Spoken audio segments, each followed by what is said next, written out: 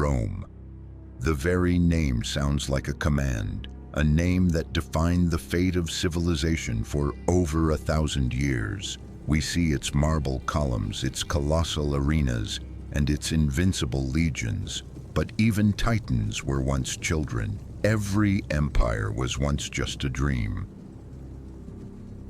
Long before the Colosseum, there was only mud, grass, and a river. How did a small collection of huts on a swampy hill become the master of the Mediterranean? To find the answer, we must go back to the very beginning, to a story born in blood, betrayal, and a she-wolf's lair. The legend begins in the 8th century BC. Two brothers, Romulus and Remus, abandoned to the currents of the Tiber River, destined for death. They were instead saved by a predator. The Capitoline wolf nursed them as her own. It is a myth, yes, but it reveals the core of the Roman spirit. They believed they were born of strength and raised by the wild. When the brothers grew, they returned to the hills to found a city. But pride is a dangerous thing. An argument over where to build the walls ended with a fatal blow. Romulus killed his own brother, staining the foundation of Rome with blood. On April 21st, 753 BC, Romulus became the first king. For 2 centuries, Rome was ruled by kings, builders, and tyrants alike. The turning point came with the fall of Tarquin the Proud. His cruelty sparked a revolution. The Romans swore they would never again be ruled by a single man. They created something revolutionary, the Republic, Senatus Populusque Romanus, the Senate and the people of Rome. But the world was not ready for a republic. To survive, Rome had to become a hammer. The Roman Republic didn't just survive, it adapted. While the Greeks fought in rigid phalanxes, Rome created the legion.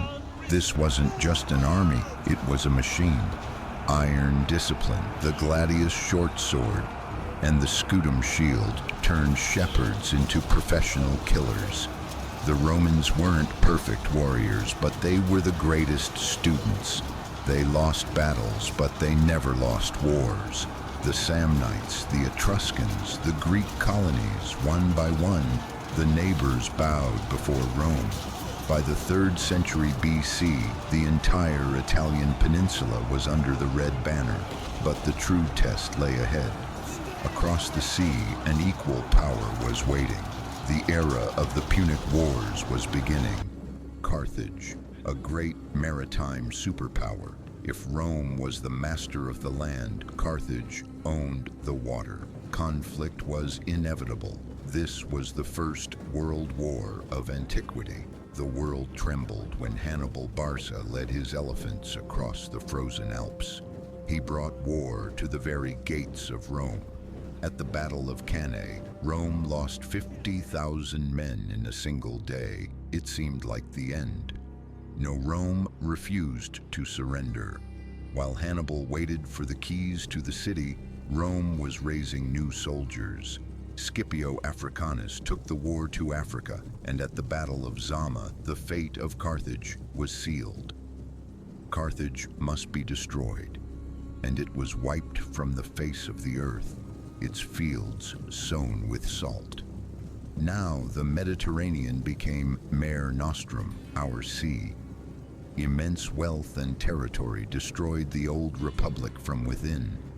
The Senate sank into corruption, and generals became more powerful than the state. Enter Gaius Julius Caesar. After conquering Gaul and crossing the Rubicon, he took power into his own hands.